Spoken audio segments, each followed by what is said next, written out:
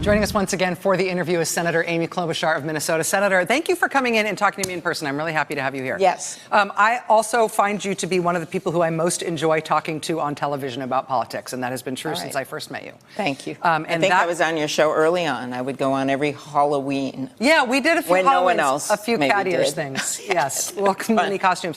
I think in part because I am biased because I enjoy you as a person, but also as a political analyst, I feel like you have exactly the right profile of somebody who ought to run for president with an expectation that you would do very well both in the primary and in the general election. And I know you've been asked a lot about this lately, but how are you approaching this decision? How are you thinking about whether or not you should run for president?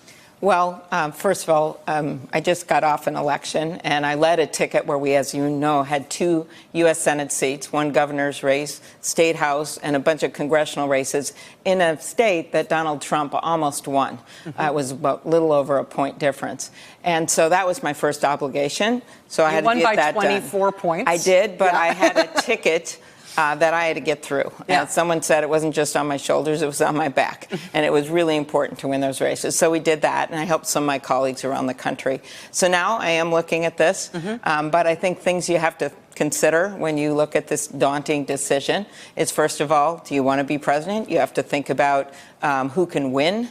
There's a lot of good people that are going to be running. And then you have to think about this geographic fact that in the last election, the Midwest got left behind on our side. We did not do well. I'm talking not about 2018, where we picked up a number of great governorships in Wisconsin, Kansas, with Laura Kelly and different places. But it is about what happened in the last presidential. So I think it's important to have voices from the Midwest. I think it's important to have people that can win in counties and areas that Donald Trump did well in. I will say that I won, I think, 42 counties in Minnesota that he had won. And I think a lot of this is going not just where it is comfortable, but also where it's uncomfortable. And then, of course, there's a singular focus on getting our own optimistic economic agenda across in a time when you have tweets every morning and new rabbit holes to go down. I think it's really important that whatever candidates are running focus on an optimistic economic agenda for this country.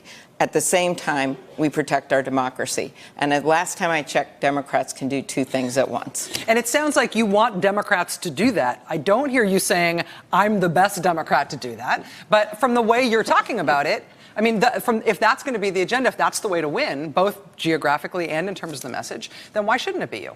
Well, I'm considering it. I learned the hard way in my U.S. Senate race when Mark Dayton had decided not to run at the last moment. He was an incumbent senator, and I immediately was asked about it. And unfortunately, my husband found out on TV that I was considering doing it, or on the radio. And I'm trying to spare my family that, so I think I'd have to have a discussion with them, as well as a number of people I've been working with over the years. Okay. Well, if you want me to talk to them, I'll do so.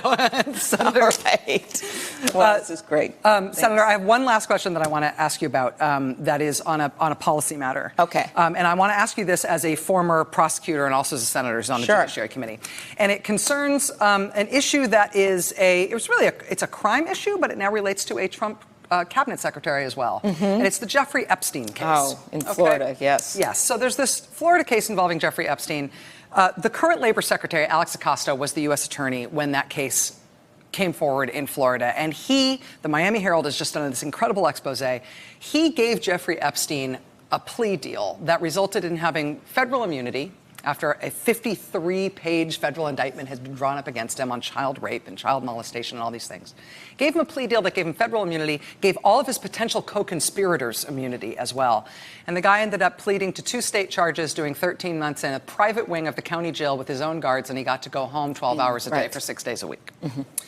Senator Ben Sasse is the one Republican senator who has said this is an issue the Justice Department should explain that deal, especially given that the U.S. attorney who did it is now a cabinet secretary. How is this an appropriate avenue of inquiry for the Senate? Should the Justice Department have to explain itself? And why is Ben Sasse the only Republican who seems to care about it? I'm glad that he cares, and of course I care very much as someone that has worked on these kinds of cases and done a lot in the area of human trafficking and sex trafficking. From what I've learned with the Miami Herald reporting and other stories is that this is not just like he said, she said story. This is as one of the police chiefs said, this is 50 she saids and one he said when it comes to Mr. Epstein, who was convicted, but as you pointed out, served such a short sentence. So that was strange. The other thing that's strange is the victims were not even told about the sentence. In my state, you have all kinds of requirements. You don't seal an agreement like this in nearly any case because you want to consult with the victims before you put the sentence out there. It's law in most cases. So I think there is a very good reason to figure out what went on here and why the U.S. attorney at the time, and this was back during the last Bush administration, it's 2007, George W. Bush, why this happened. And I think it's meritorious of review, and I'm glad Senator Sass and a number of us on the Democratic side agree that we should be looking into this.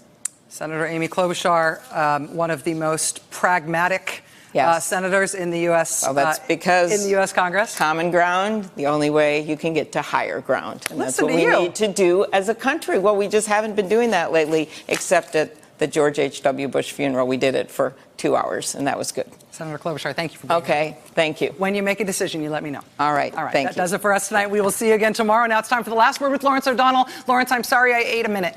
Oh, no, Rachel, I wanted you to use that because we're going to talk about Jeffrey Epstein's case later in this hour. So Senator Klobuchar's information on it and her take on it was very important for everyone to hear. You know, I saw Senator Klobuchar in the hallway downstairs before she went on your program. And so I asked her one question. And it was this. It was a very simple question. I just wanted a number. I just wondered if she could give me the number of Democrats who will run for president. And she couldn't. She tried her best, but she couldn't narrow it down within, say, 20 or so. What's your best guess, Lawrence? I think the number might begin with a 2. I don't know. I do not know. That's why I asked Amy Klobuchar. I agreed with him. She just said she agrees with you. I will say the one really good news about this is that when it comes to building the debate sets, it's going to be lots of union jobs building stadium seating style podiums for everybody who wants to get in on all those tiers. Well, good night, Senator Klobuchar, and good night, Rachel. Do we have a 2-shot there? We got okay. Yeah, come on, there, bring us over. Come on, okay. There we go. Can you do it? There we go. They're there. They're really there. There you are. They're really there. Over there. Okay, there we go. There, finally. We have 2 panicked control rooms with that. Thank you very much. Hey there, I'm Chris Hayes from MSNBC. Thanks for watching MSNBC on YouTube. If you want to keep up to date with the videos we're putting out, you can click subscribe just below me or click over on this list to see lots of other great videos.